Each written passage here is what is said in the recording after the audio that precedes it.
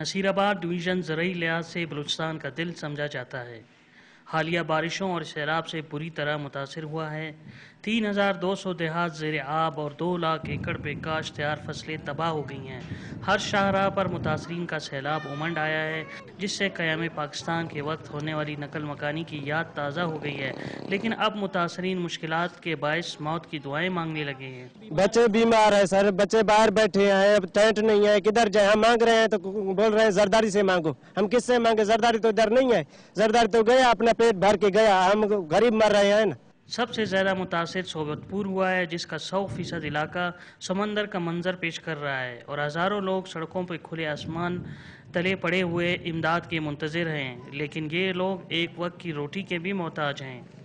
سر 3 درخواستیں میں نے دیے، کسی نے بھی نہیں سنے، سب نے پھاڑ کر پٹی کیا۔ کل گئے ونڈ لینے، انہوں نے ہم پر ظلم کیا اور گولیاں چلائیں، سینکڑوں گولیاں چلے ہیں، ہم لوگ مشکل سے بچ گئے اور آنسو گیس لگائے، ہم لوگ بھاگ کر نکلے۔ سر تمبو نہیں ہے، خوراک نہیں ہے، سر پانی زہریلا ہے، جو بچہ پی رہا ہے، جو بوڑھا پی رہا ہے وہ بیمار ہو ہے، دوائیں نہیں ہیں۔ صوبائی وزیر بیگم غزالہ گولا اپنے علاقے کی تباہی پہ انتہائی غمزدہ ہیں۔ ان کا کہنا ہے کہ اتنی بڑی آفت کا مقابلہ کرنا ہمارے بس کی بات نہیں، اللہ مدد کرے تو کچھ ہو سکتا ہے۔ اس وقت آپ دیکھ رہے ہیں کہ ایک کونا آپ کا جو ہے وہ سوات سے سٹارٹ ہو رہا ہے، تو آپ کے سندھ میں گڈو بیراج تک ہے، تو پختونخوا میں ہے اور بلوچستان میں ہے۔ لوگ اپنی طرف سے کام کر رہے ہیں، گورنمنٹ کی مشینری بھی کام کر رہی ہے، اپنی مدد آپ کے تحت بھی لوگ کام کر رہے ہیں، لیکن یہ ہم بالکل مانتے ہیں کہ وسائل کم ہیں۔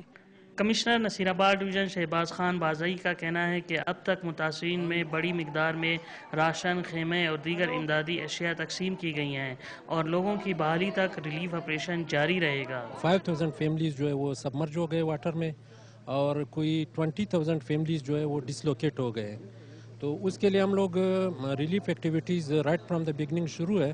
جیکب آباد کو بچانے کے لیے پانی کا رخ بلوچستان کی طرف موڑ دیا گیا ہے، جس سے ضلع جعفر آباد کا ضلعی ہیڈ کوارٹر ڈیرہ اعلی یار بھی زیر آب آ گیا ہے، جبکہ اوسطا محمد، روجان جمالی، گنداخا اور جھل مکسی کو بھی شدید خطرات لاحق ہو گئے ہیں۔ خلیل احمد، ڈان نیوز، کوئٹہ۔